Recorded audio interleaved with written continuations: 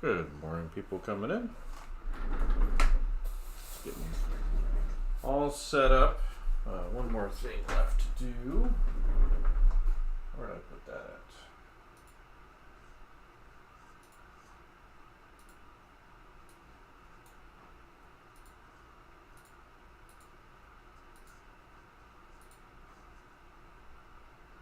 Let's see. Share, copy, activate.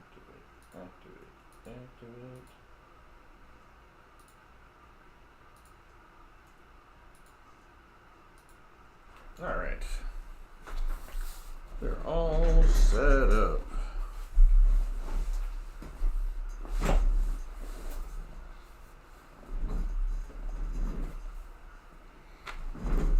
You're there. All right.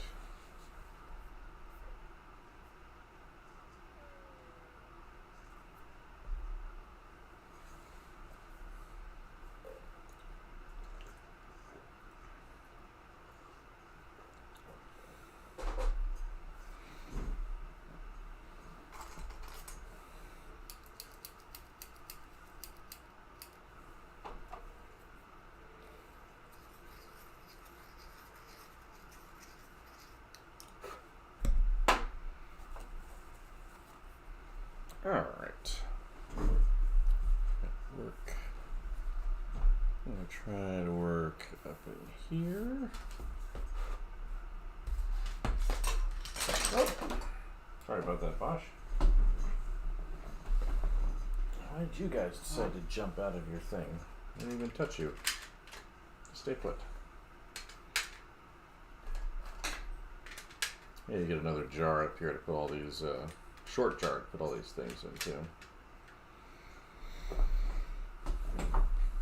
Alright.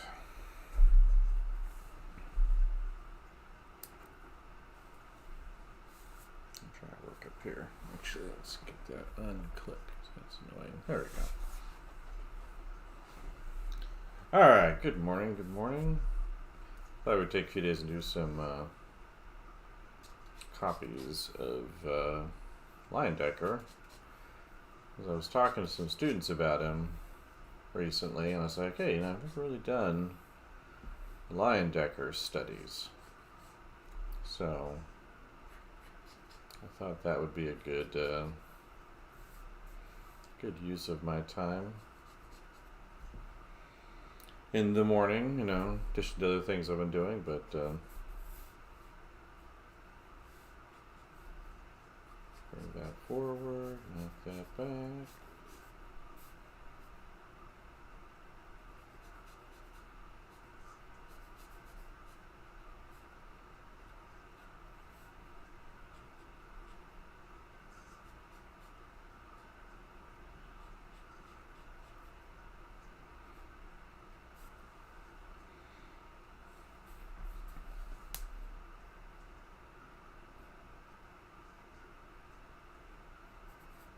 Good morning, everybody coming in.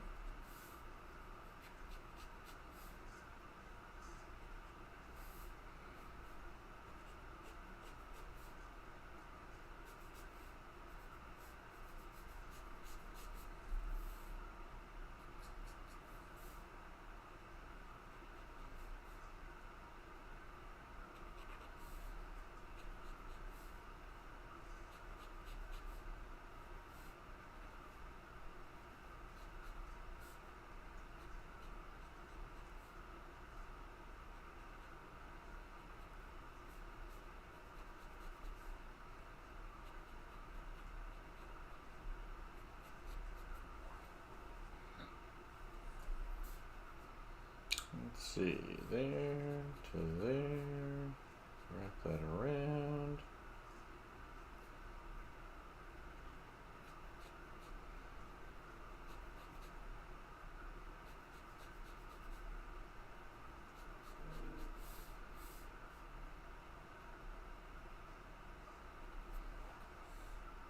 Good morning, everybody. I think we've established where we're working today, so I can zoom in a little bit.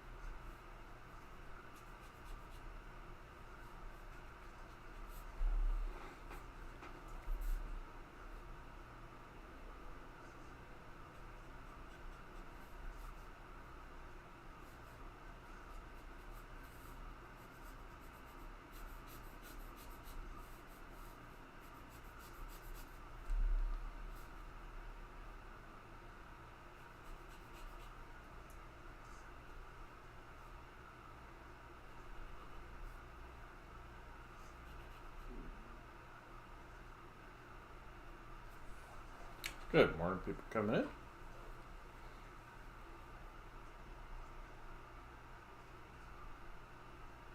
Can you ask for one sketch request? I don't know. I'm kind of working on something else here. I don't normally do requests.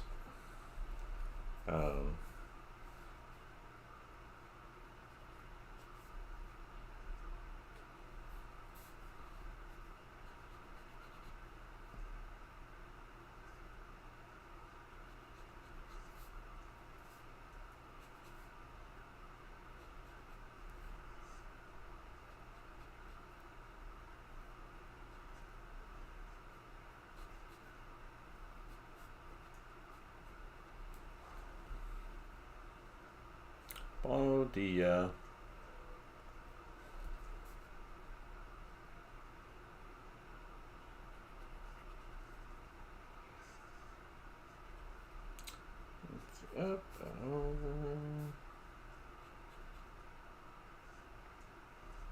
Square that off.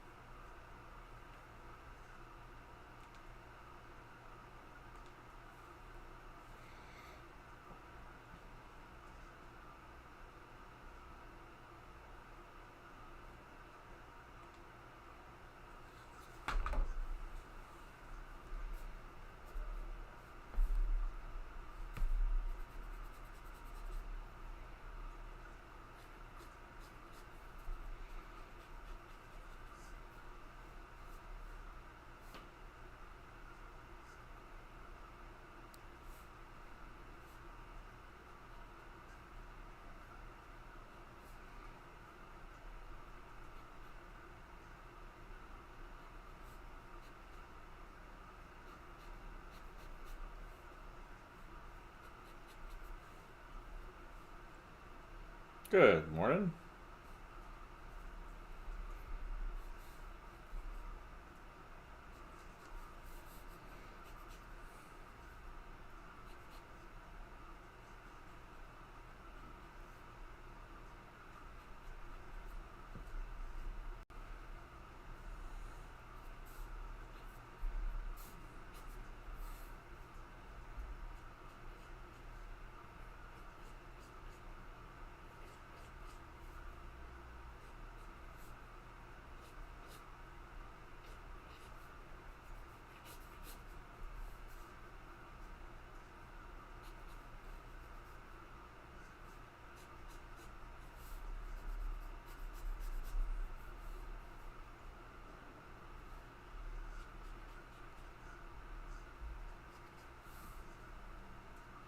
Good morning, people coming in.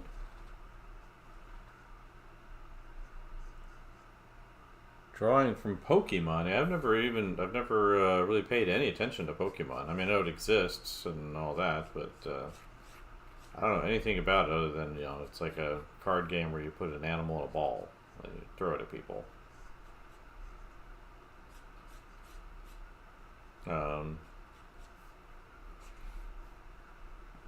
Yeah, so you wouldn't want me to do that just because I don't know anything about that.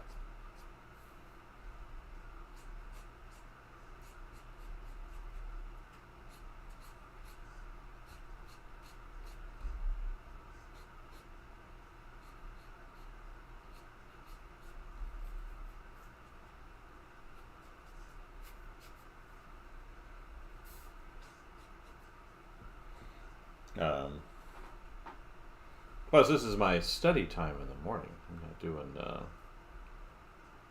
anything that creative in here. So I'm sketching from a line decker this morning. Where did I get this pencil? I think this one I got on Amazon. It's just a mechanical pencil, 2mm, and actually I've bought a couple of them over time. Well, it's the same type as you see on a. Let's see, missing out nothing. All right. It's like it's basically, one of these Statler style 2mm pencils. It just has a wood cover on it, and a mechanism in the back for pushing it out. Use one of these things to sharpen it.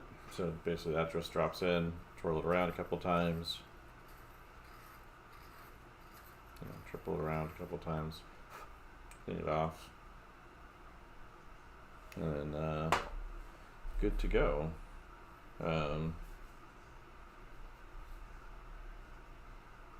just happens to be wood covered instead of plastic and metal.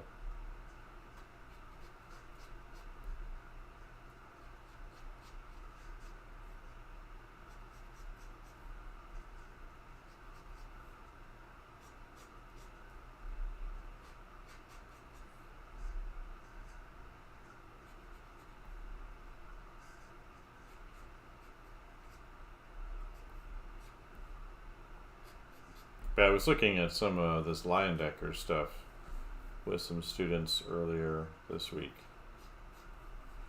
It's like, I should do some Leyendecker copies. I've never done them. Some studies. It's mostly kind of famous for, I think he's most famous for like his kind of brush strokes that he would do. Well, he and his brother, Frank, they kind of worked as a team up until Frank's self-deletion. But I say, his character's always known for having a lot of style and cleanliness, but he had this background where he studied at the academies in Paris. Forget the name of the big one there, the big French academy. But he studied with Bouguereau, he and his brother, in Paris, and then came back and launched this kind of huge illustration career. He did a lot of like ads for cigarettes and for something called Aero Collar, which is a collar you put on top of your collar back then, because the pollution, that everything got really dirty really fast, like the smoke and the smog and everything in the cities.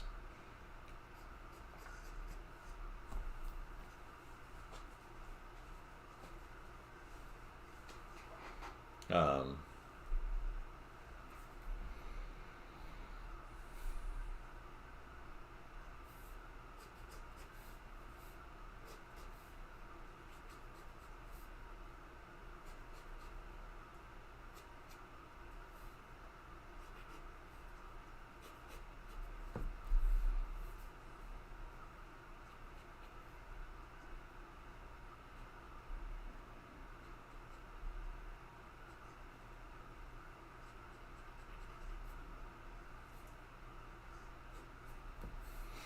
um,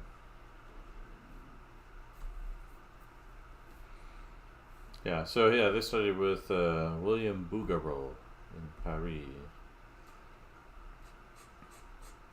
And then they were also especially J.C. Leyendecker was the mentor to Norman Rockwell.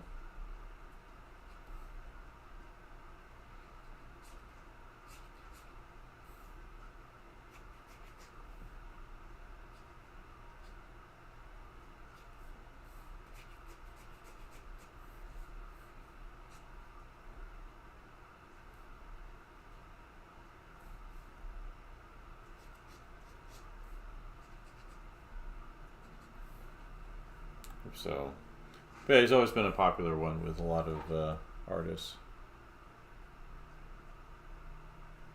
What you draw? What you draw the hair with it look like it's shining? Not sure I understand the question. What you draw the hair with it look like it's shining? Well, yeah, right now it's not really shining. Oh, I mean like down here or over here? So I use, this is brown paper, and then I'm using this white right here, deleter white too. Like, I haven't drawn any shining hair yet today, but I was like, hey, over here. Yeah, so just putting this white on the surface. That's where it, that's where that comes from.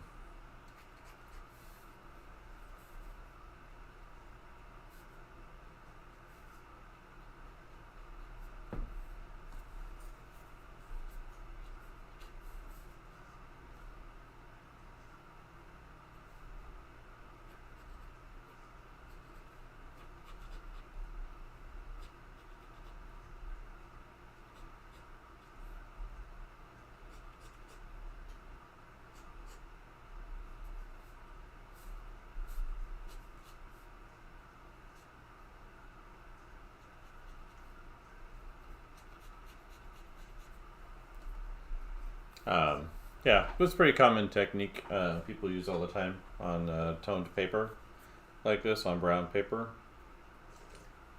or gray paper over the top of things they've already done. So it's a nice effect, right?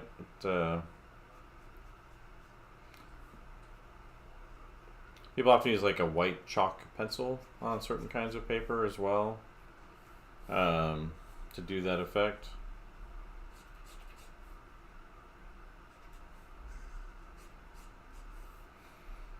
So the other thing that Leyendecker was really known for was also always working from life. So he didn't like to work from photos.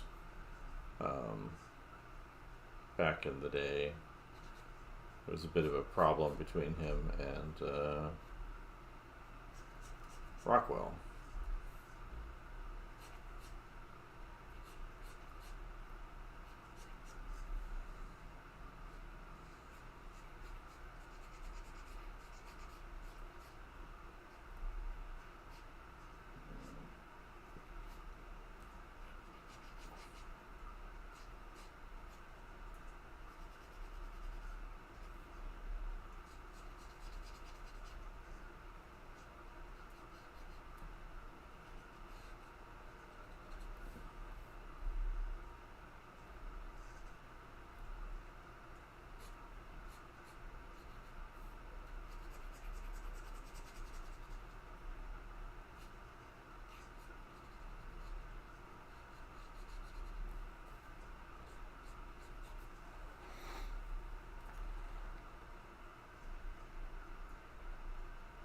Yeah. So yeah, it's a good process. Pretty simple. You just kind of pick out your highlights and run with those. Um,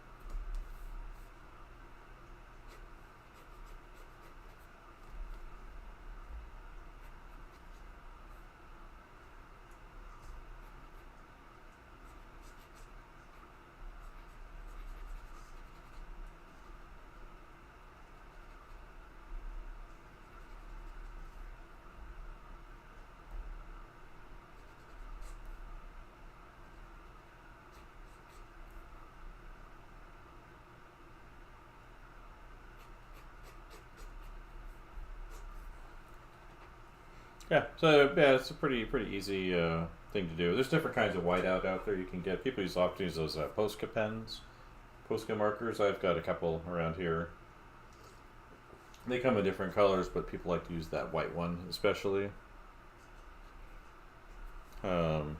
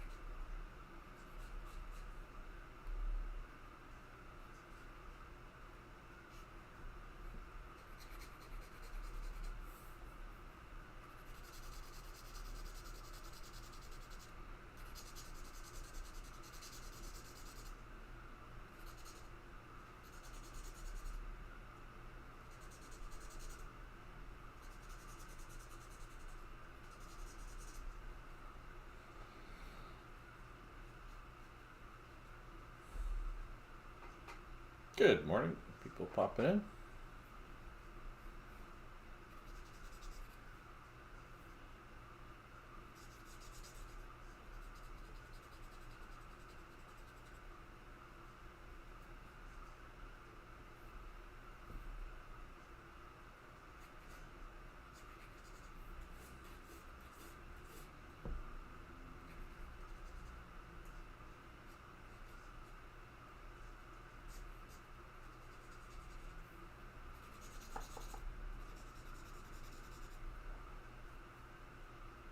Good morning. Let's see, Resor.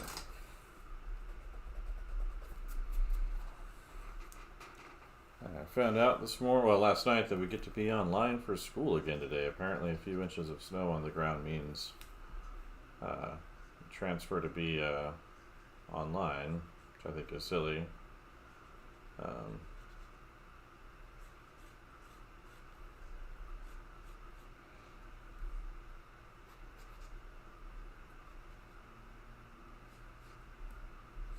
So I kind of hate that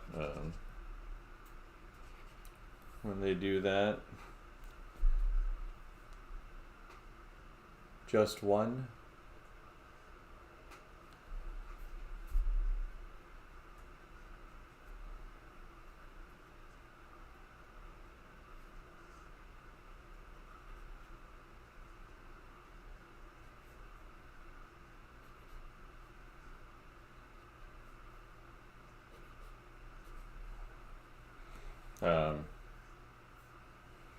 Yeah, I know.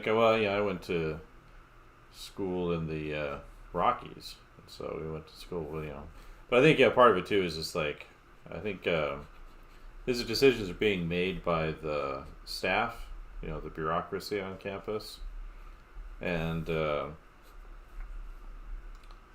so it's probably them just saying, hey, I don't really want to go to work tomorrow.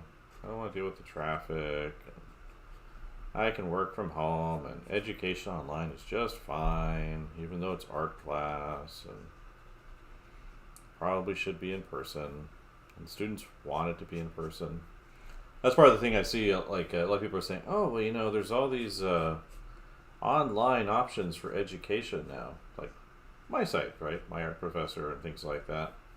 But Schoolism, a bunch of more kind of well-known ones. But they one of the things I find when talking to students is they really want that in-person, hands-on experience. Like they want the professor who's there helping them in person. Like they want to be able to watch them work in person. They want that, and that's what they're there for. So.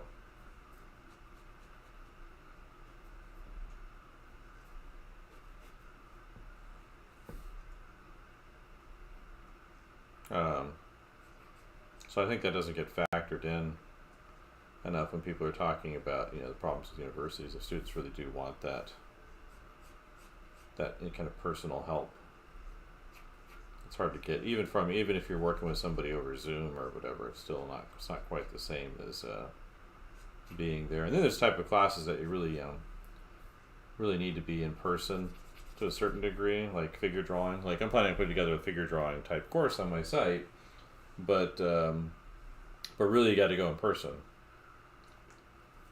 And it's helpful to have somebody actually there demoing and showing you how to do things, even if you've got good resources. Like I've certainly learned a lot from books and things, and then got figure drawing, but it's still just not quite the same as being able to watch someone really work in front of you in that situation you're trying to work in.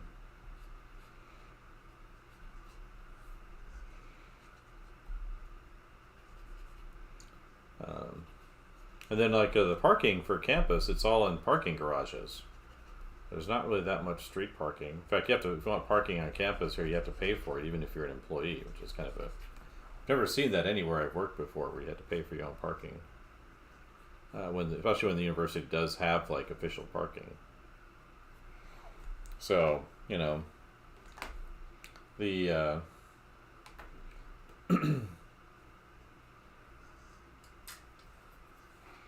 Alright, let's get some ink on here. But yeah, so I do wonder about the approach. Like, I like Iris one with the big puffy ponytails and one large hair tail. I don't know what that means. I don't know the Pokemon people very well. I know there's that one kid with the hat, but that's about as far as my. I know what a what's his face Pikachu is, but I kind of missed that whole Pokemon phase thing because it was popular with like my youngest brother, but.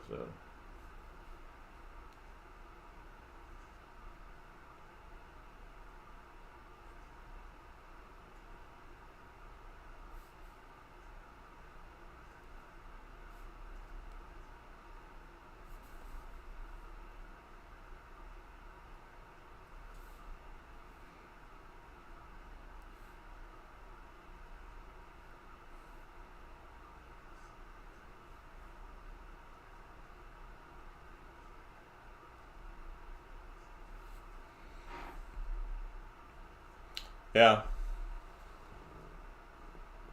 There's this spammer over there on Kick. They pop in once in a while too. Yeah, it was a big deal when it came out, you know.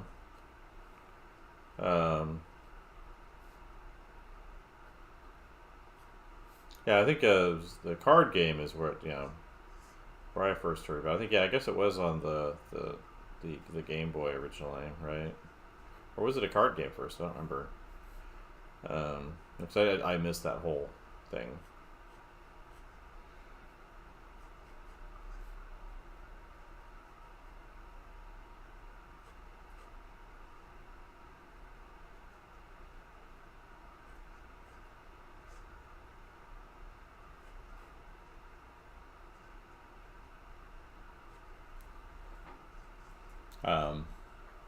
Yeah, but it's never one I've really had any dealings with. Yeah, I'm not sure. Did the card game come first, or it was definitely a Game Boy game? I know it was a Game Boy. I just don't remember if it was like a card game first or that.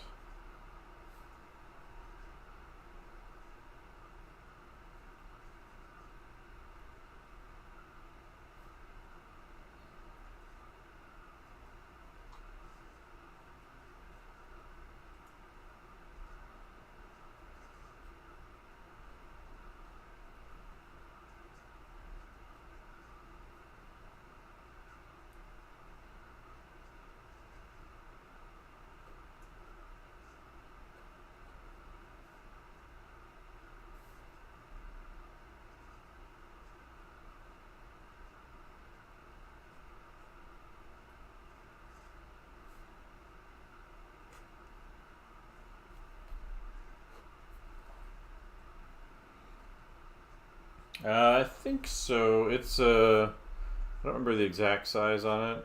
I think it flows a little better on this. It doesn't scratch the paper. You can work pretty fine lines with it. It's not quite as fine as the what's it called, the traditional one. The what's it called, the Hunt 102. It's sharper, but this one, let's see if I can find a little box here. It's a Japanese one. It's not those. I had them all kind of grouped up over here in my drawer. It's not those.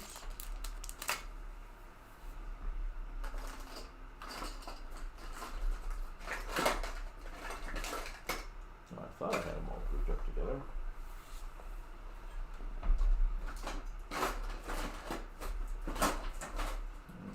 Eraser I'm looking for.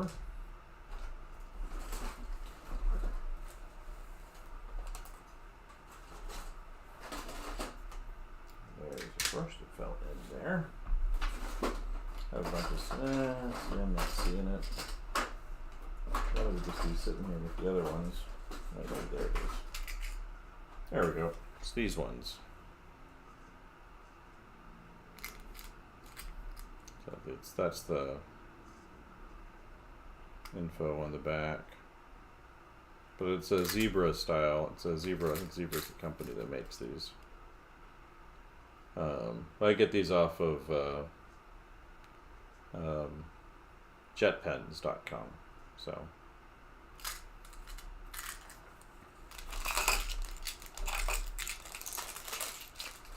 Yeah, so I bought a few different styles from them to try them out. They have one that's has like a similar shape to the Hunt 102, but it's not as flexible. It's way stiffer. Alright,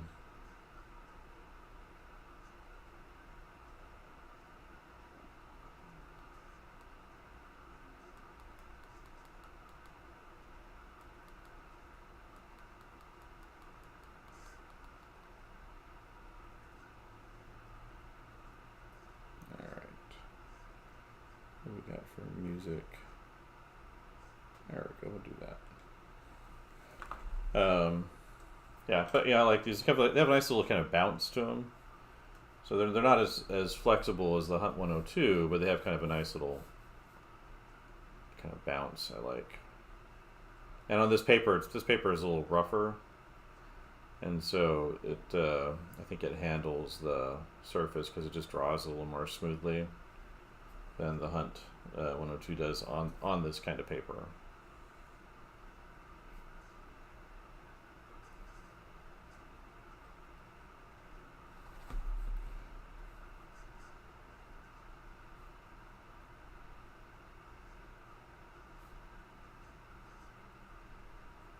Kind of drawing sideways, I can get some really fine lines with it, rather than going this way, kind of going sideways at an angle.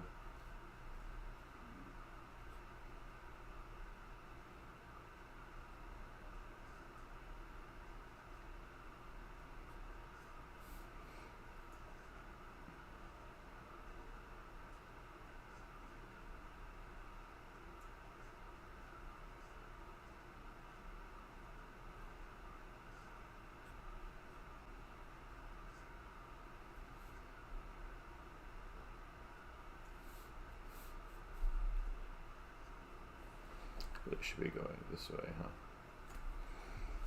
Rotate this up.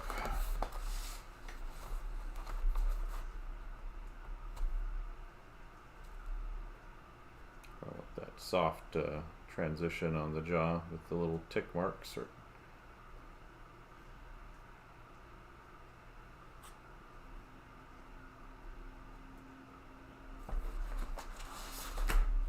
Got to get that angle right?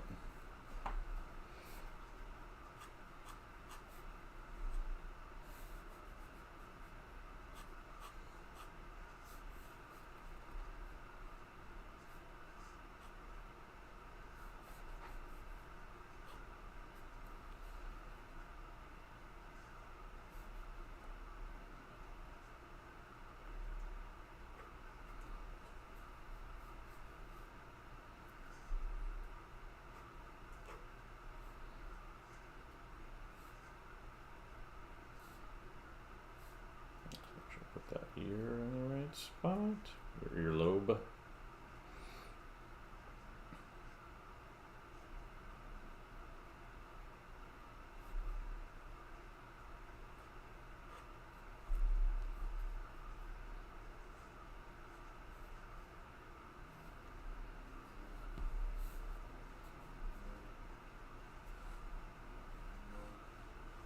So, yeah, I like this one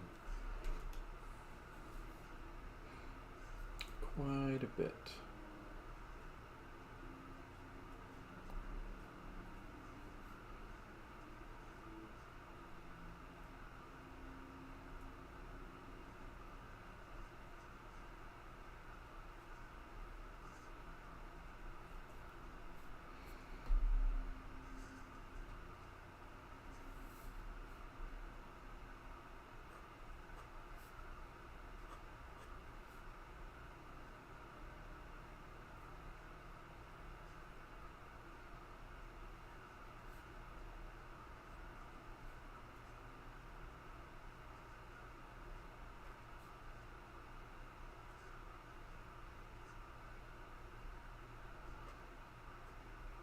What's nice about Leyendecker too, he's got such clear forms on his drawings. It's simplified, obviously, and stylized, but and that gives it that clarity. I think a lot of people really like, and of course his dedication to working from observation directly.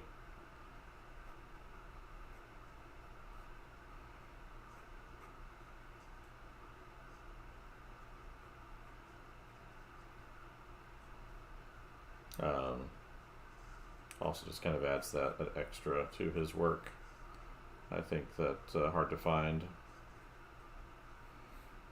Not that I find any problem, working with photographs, but a lot of times people work from photographs. It has kind of this, I call it a smell.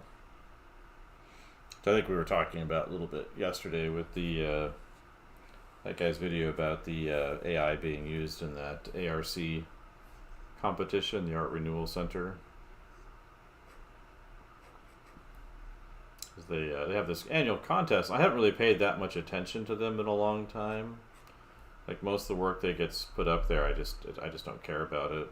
And then they've kind of placed themselves as this arbiter of what is high art.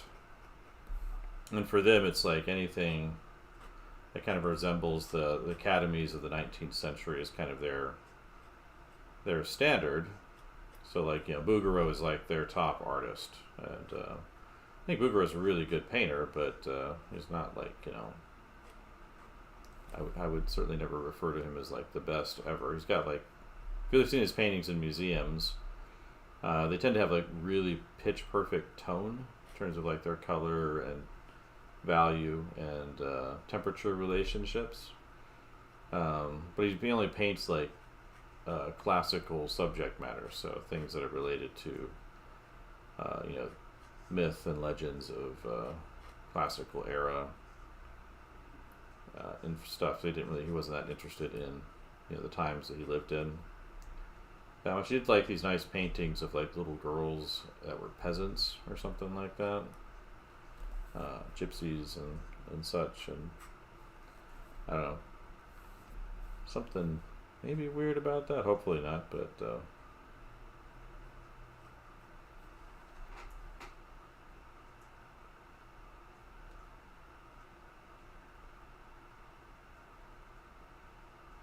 yeah, I've seen a number of popular YouTubers come out and like be like that they like it. I forget. There's a couple of these. I call them lights are on but nobody's home artists, and one of them I think was one. I don't think he uses AI. It was like Sam Does Art is one of them. Raw Straws, that's the one. I think he's in some trouble because he's talked about how he likes it.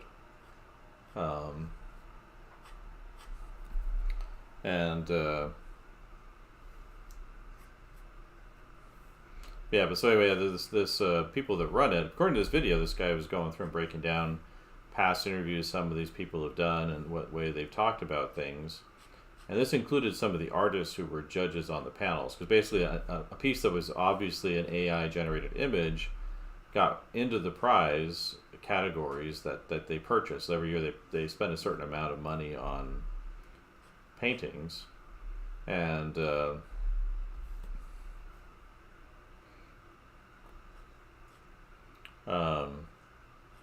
anyway, once they kind of pick their prize winners, people mail their paintings in and they get paid for them. Anyway, this person who used the AI-generated image, they just submitted the AI image in their contest, and then when they won one of the prizes, they mailed it in. Like they did a painting of that AI image and then mailed that in, which was obviously not nearly as good looking or the same qualities that the AI one had. Anyway, so this person that was doing the video, they were kind of breaking down.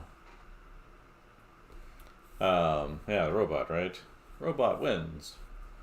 But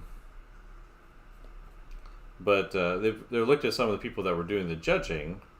So, for example, Fred Ross, who his family runs it, like there's video of him and his family members who are doing some of the judging as well, talking about how much they like it. There's video of a guy named John Michael Angel. He changed his name. I forget what his real name was, but he changed that so it would sound kind of like an anglicized Michelangelo name. And he's talked about how he thinks AI is great. And he's interesting because he's like one of those people that ran or does still run the John Michelangelo atelier out of Florence, and they study like the intensive French academic method, site size and really carefully rendering everything and all that, in-depth approach. The collar should be actually up here. But anyway, he's come out in favor of it, saying, well, if you can't produce things that are better than that, you just need to step up. And I'm like, is that really what's going on? And then Anthony Wychulis, who I've had some online interaction with a long time ago, but he does like a photorealism program where you basically learn to print a photo with your drawings and paintings. And he's in favor of it. And then I think another one of the winners or that. I'm not sure who Chris Angel is. I don't know if they're related or not, but I know people that studied with John Michael Angel. And they would spend a lot of time sharpening pencils in their the proper way. But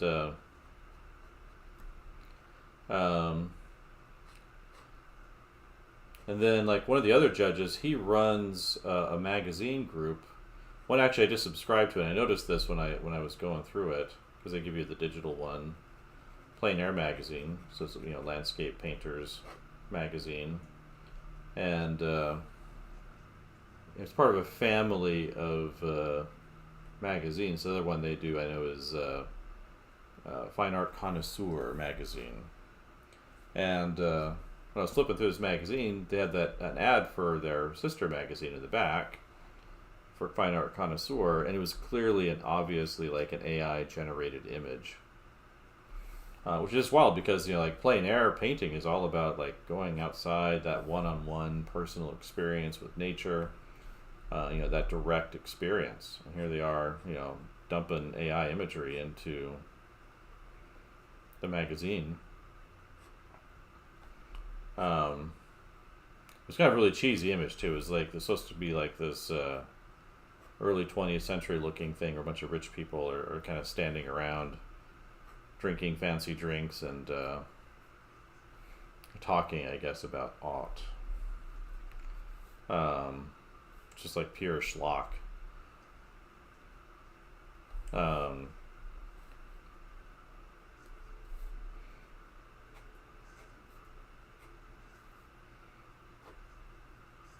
So anyway, but he's going through all these different people that are judging the show, and one of the other winners, Casey Baugh, who's been around a long time. He was a student of Richard Schmid, who's a landscape painter mostly. He passed away a number of years ago, but he met him once. He has a book that was really influential for me that I saved up to buy, whose name is slipping my mind. When I was a student, though, I saved up like $20 a month or something so I could buy this. Because it was self-published, so he wasn't like selling it through bookstores or anything. So it was $100 for this book on painting. And anyway, Casey Baugh was kind of one of his proteges whose career really took off. So, but I stopped following him a long time ago because it was obviously painting from photographs, but in a way that kind of didn't change really the photograph, other than to kind of give it a veneer of like a paint filter kind of look. And it's one thing to use photographs, it's another thing to like have your work look like a photograph. And his had that photographic look, which I don't like at all. Anyway, they're just pointing out that one of the images that he had done that was in there was obviously used AI imagery as its reference. So it was like this weird kind of trombone trumpet thing that was like melting into the ground and had like pipes going all over the place that didn't make sense.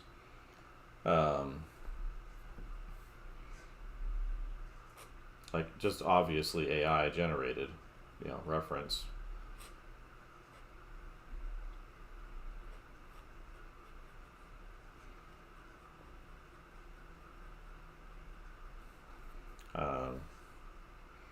So, but yeah, it was kind of an organization people liked early on, this ARC, because it was kind of adhering to these standards that, some artists aspire to.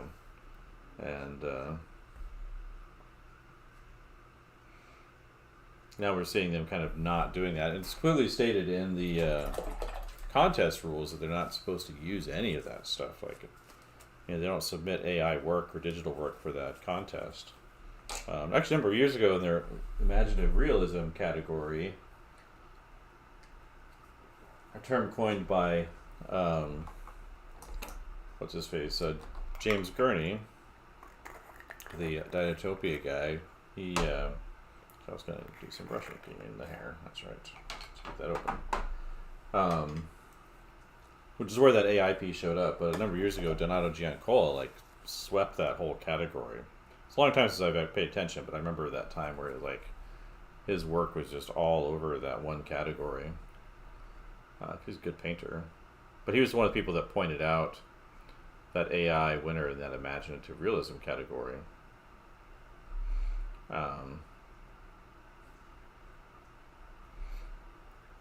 Early on, anyway, this guy did a video. That kind of broke it all down. He did a kind of a deeper dive and looked at the relationships of a lot of these people and how they intersect with each other and how they kind of benefit from kind of the position that they've developed for themselves in terms of being connoisseurs of what they consider to be art.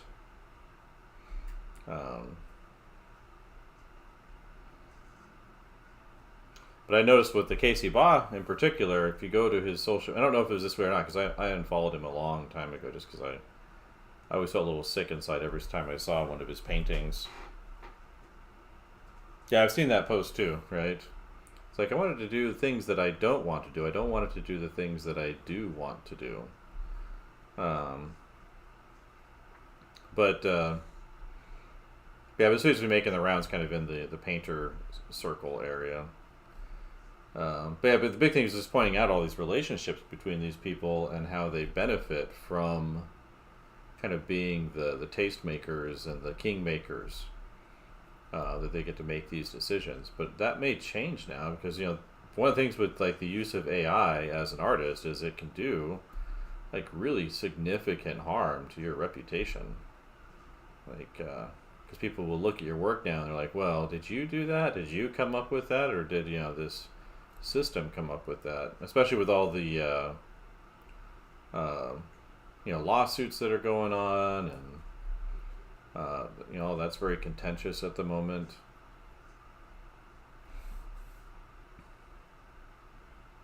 And then there's that study that came out that I've pointed out a couple times. There's a couple articles I've seen, first from that 404 website, but talking about how it harms your ability to be competent and conscious of what you're doing, which shouldn't surprise anybody. That's something I've been arguing for a long time. But there's a study done, commissioned by Microsoft and done by, Cambridge professors, and it's pretty conclusive that it makes you less aware of what you're doing, which should be obvious to anybody. You shouldn't need a study for that, but they did one.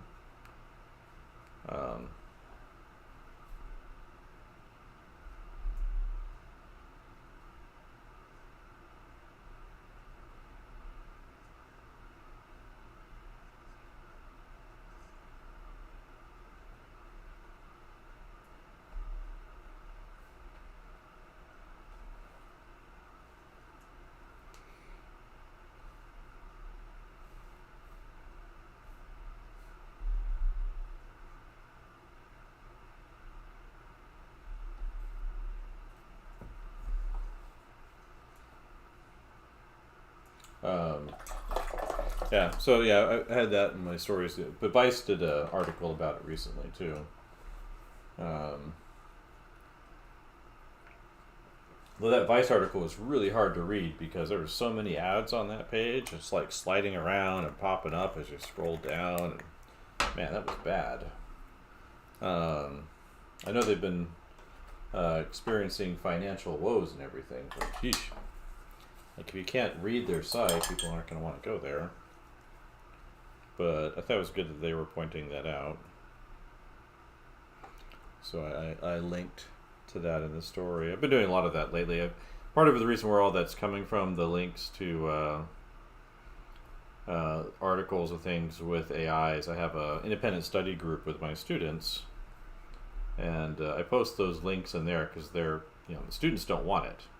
In addition to like that in-person experience, they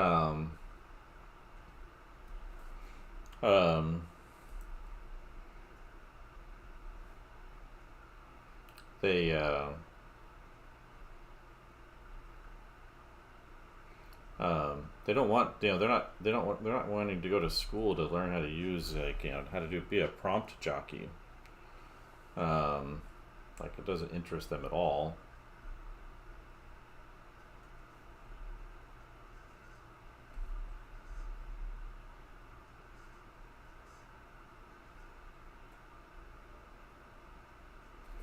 And so, but anyway, I post those in there when I find things to share with them. And they share things with me in there, and it's kind of a nice way of kind of crowdsourcing experience.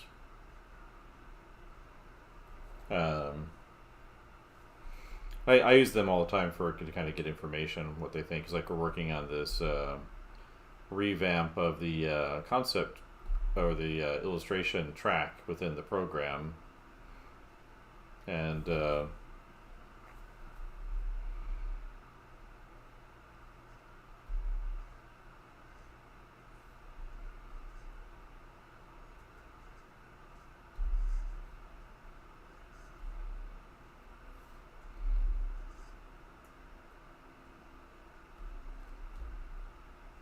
but so they'll share things in there that I find helpful too, that I maybe don't spot.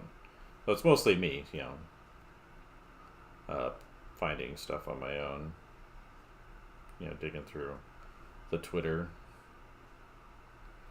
paying attention to some of the people who are more kind of activist oriented on Facebook about it.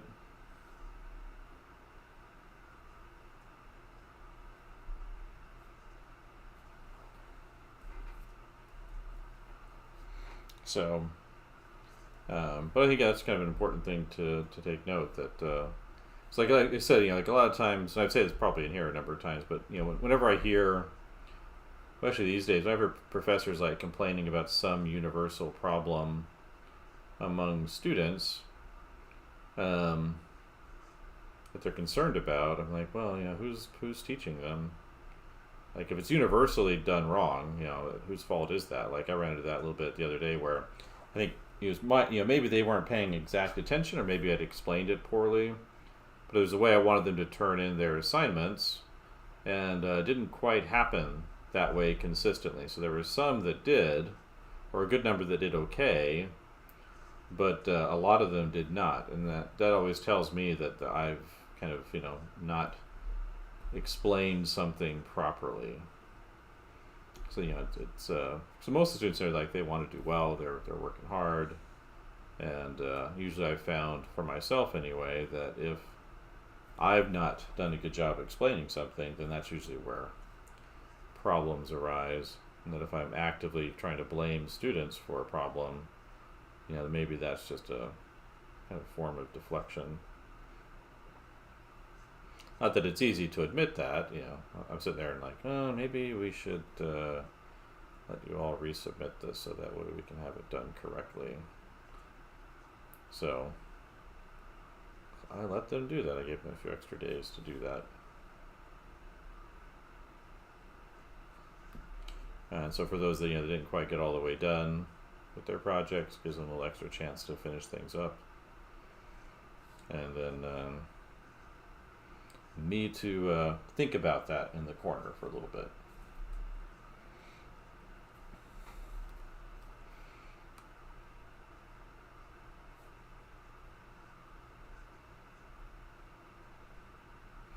Yeah, so I've heard that a number of times recently from the professors, where they're like, students, they don't sketch like we used to sketch in our sketchbooks all the time. Like, well, Do you show your sketchbooks? Do you talk about them all the time? Do you encourage them?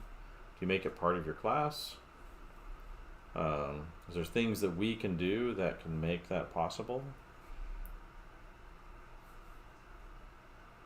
To kind of show off the value of that to them. I think one of the things that that at least I've, can be forgotten. I see forgotten all the time. I try to keep it in mind, but however imperfectly. But there's a lot more distractions that they're faced by today than say when I was a student even. And when I was a student, like at the undergrad level, we still didn't have, Facebook didn't exist. That popped into existence, a year or two after I had graduated. I think there's MySpace, but there really wasn't much to do on there. To get distracted by. I was experimenting with that early on, but that got quickly dropped. But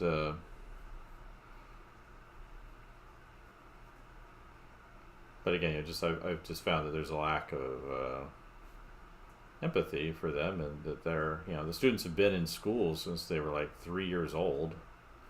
Most of them. Like when I was growing up, most kids were still raised, in a two-parent home with, mom staying home. But most of these students, they've been raised by daycares, and they've been in a school since they were 5, specifically, preschool and that since they were, 2 or 3 years old. So it's like, why would we expect them to be that independent when they've been stuck in a system that does not encourage an independent thought for all of their lives?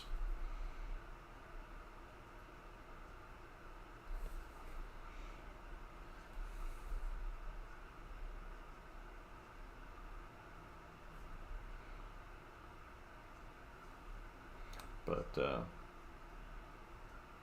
I think I surprise some people when I point out some of these facts about the students.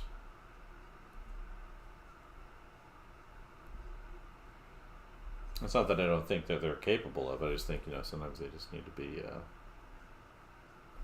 pointed out, because obviously there are like really dedicated students that may have gotten some kind of insight early on, but that's that's different than say that the student coming in who's just really eager to get that direction from their instructor. It's why they're here.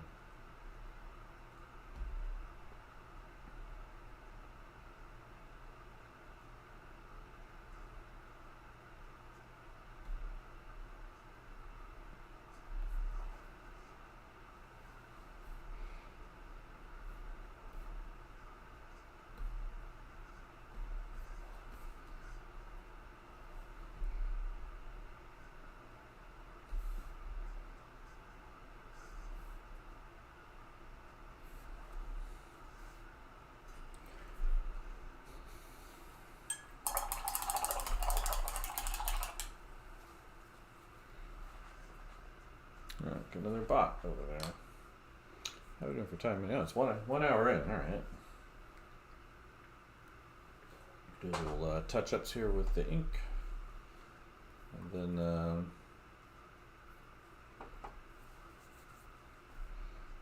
call that a day. I think I might have put too much white stuff on the face. I just stuck with the highlights. That's how you learn, right?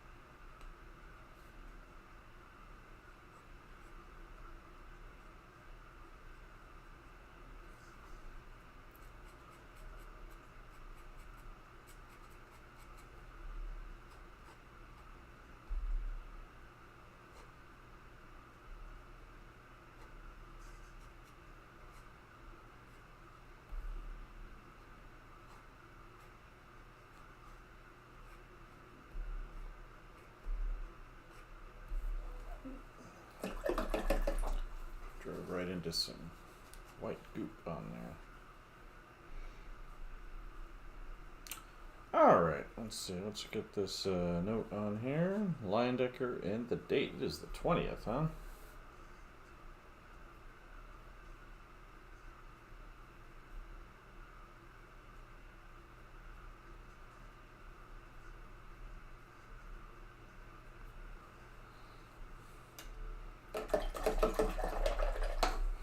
Alright, well, I think that's it for the morning warm-up study here.